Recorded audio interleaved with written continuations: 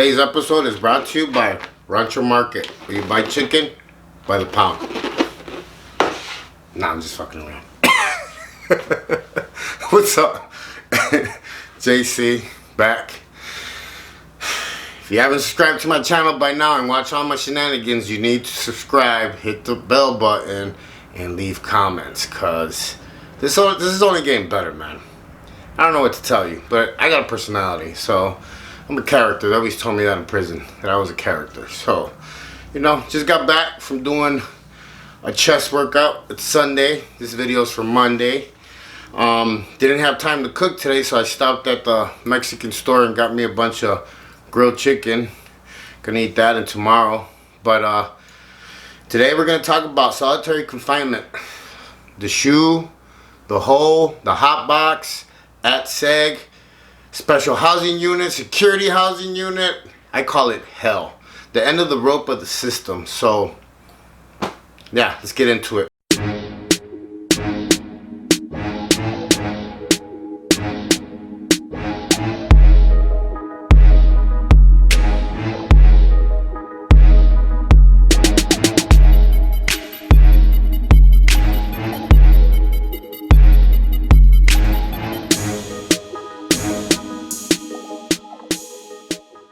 Solitary confinement it's not a good place. You know, it's a prison inside of the prison, and is a place where there's no contact, no human contact. You're on lockdown 23 hours a day. You get 1 hour, you know, to go outside and I guess walk around in circles in a little freaking cage, because it's really not outside. It's hell, man. You know, and the thing is, you sit in a cell where you eat, read, you do everything right next to your toilet. You know, it's the size of a small bathroom, and there's a lot of people doing time like this. There's a lot of people that are confined to places like this, and you know, it's torture, man. It's torture. At first, you're like, when you first get put in there. I did about a year in solitary confinement total. I don't know if you guys have seen my story, but I was in Vegas in that new prison where it's like underground. They're building a lot of prisons like that now, and they had us, everybody that was in a pretty much gang or had, you know, background as a gang member, they were placing in those units where everybody was on lockdown. That's where, you know, I met my friend Mouth from the Mongols. You know, at first you're like starving for human contact, because you're not built to be like that by yourself.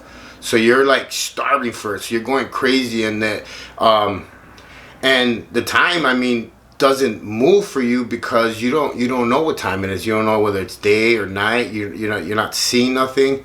So it almost becomes like disoriented, and then you start to get scared.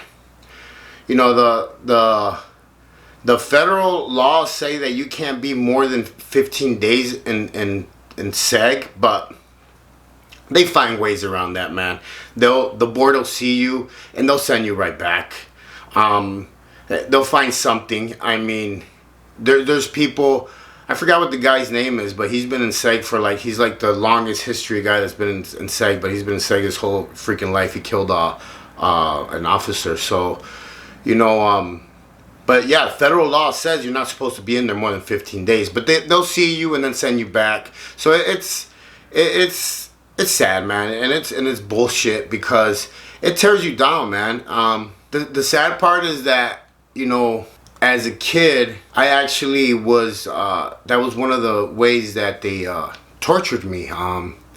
They would actually lock me in a very small closet, dark closet, no light at all, and you couldn't even see under the door. It was completely pitch black, and as a kid, man, I must have been like 5, 6 years old. It was like the most terrible time of my life. Like, I was terrified of that fucking room. I would rather get whooped like really bad than be put in that room. And you know, he would put me in there for hours at a time. And mentally, it fucked me up mentally, because I mean, to this day I still sleep with a nightlight. You know, that was one of the ways that he tortured me. And I hate to say it, is like he almost, you know, conditioned me for when I did go to SEG when I was in prison when I was older, because I was able to withstand the isolation and the you know, no contact. When I did my year, I got very, very spiritual. I started reading a lot of Bible books. I started you know, praying a lot. I discovered a part of me that wasn't there. And honestly, tell you the truth, I wouldn't take it back. I wouldn't take that year back, because that year did something really big for me inside. My mind, my heart, everything. You know, I had a strict routine where I would get up, clean my whole cell from like top to bottom. I'm talking about, it was so clean you could eat it off the floor, off the toilet, off the walls, off the roof, everything. And then I would work out. Then I would shower bath. Then I would clean again. Then I would lay down, read, eat. And then it was a routine every day, man. Every day. And, you know, that's where I met Mouth. Because he was one of those guys that he was thirsty for human contact, because he's a really nice guy, man. You know, he wants to share his happiness with other people, but you know, that place breaks you down, man. You know, it's the mental issues that it creates is crazy, because, you know, psychologists say that we identify ourselves with others. Our relationships with others is what like actually makes us grow and builds us. The connection with the world. You start to doubt yourself when you're in there. You start to even doubt that you're like real. So you start to like get violent. You start to, you know, get mouthy with the guards, because it's all for attention, man. And once they come in, they put the shackles on you and they beat you. It's almost like you feel alive again. It sounds crazy, but it is what it is. You know, and it's crazy because like the studies show it, array of mental disorders that it causes, and this just put those on top of the ones that these guys already have.